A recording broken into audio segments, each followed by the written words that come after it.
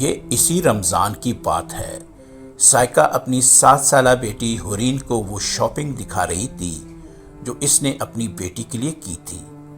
وہ اس سے مسلسل پوچھے جا رہی تھی ایک ایک چیز کے بارے میں۔ دیکھو حورین، یہ چیز اچھی ہے نا؟ ساتھ ہی کھڑی وہ غریب بچی جو قریبی گھر کی ہیلپر تھی، اس کی بیٹی ردا تھی۔ اکثر کھیلنے کو وہ حورین کے پاس آ جاتی۔ سائقہ نے کبھی اس سے نفرت نہیں کی۔ بچے تو بچے ہوتے ہیں۔ سائقہ اکثر حورین کے پرانے کپڑے، جوتے ردا کو دیتی۔ ردا کا باپ نہیں تھا، ماں اور نانا نانی تھے۔ نانا بکریاں چراتا تھا، نانی بیمار رہتی، ماں گھروں کے کام کرتی، بس گزارا ہو رہا تھا۔ ردا ساری چیزیں شوق اور حسرت کے ملے جلے تاثرات سے دیکھ رہی تھی۔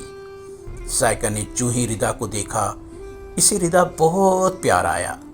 وہ ردا کو باہوں میں بھرتے ہوئے بولی، عید کے کپڑے لیے؟ اس نے ناں میں سر ہلا دیا۔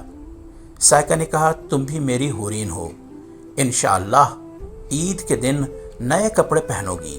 سائقہ نے بہت اچھا اور مہنگا جوڑا ردا کے لیے خریدا اور جوتی بھی مہنگے والی لی۔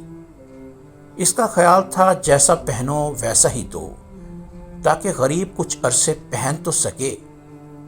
وہ ویسے بھی خدا کے نام پر اچھی چیز دیتی تھی۔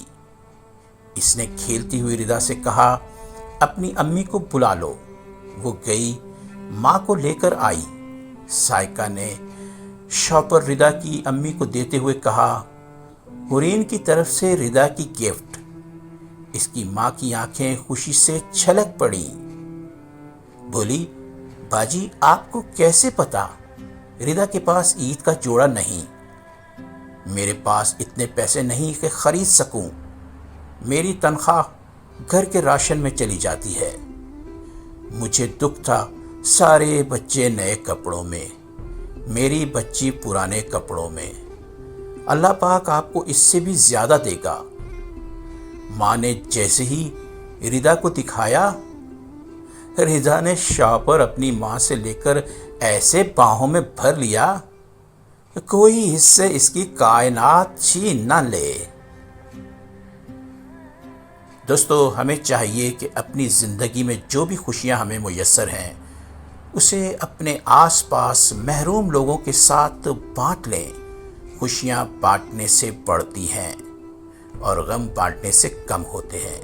لہٰذا خوشیوں کو جس حد تک ہو سکے بانٹیے۔